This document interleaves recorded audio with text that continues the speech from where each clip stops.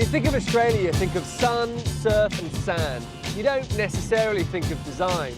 But Australia is getting a growing reputation as a design hothouse, and nowhere more so than Melbourne. Arch rival Sydney might have more sunshine, but Melbourne's got more class. The home of Ramsay Street is actually the cultural capital of Australia, and the nightlife's the most stylish on the whole continent.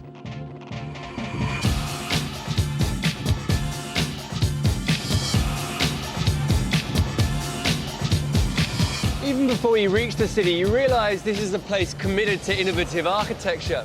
There's this slightly unusual, almost French city gateway.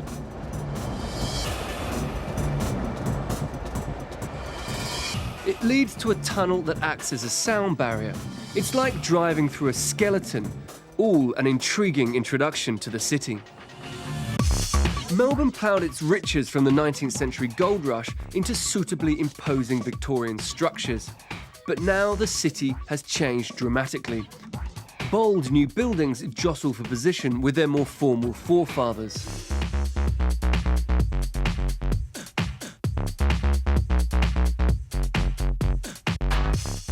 However striking, none of them have managed to become symbols of the city like the Opera House has in Sydney.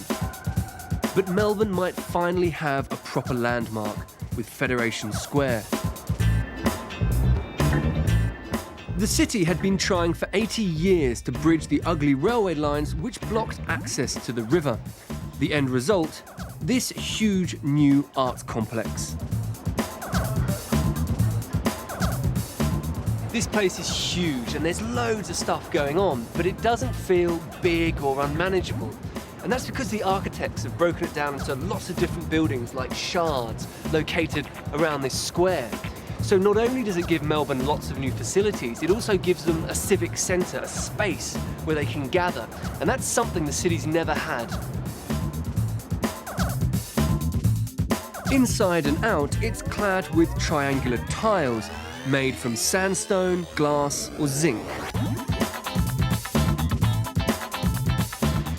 What I find interesting about this building is that it's very, very modern. It used all the latest computers, fractals and structural engineering techniques to build it.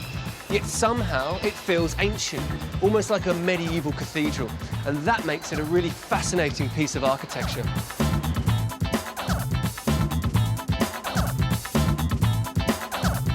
"26 different businesses make up Federation Square, and between them they symbolise everything that is great about Melbourne.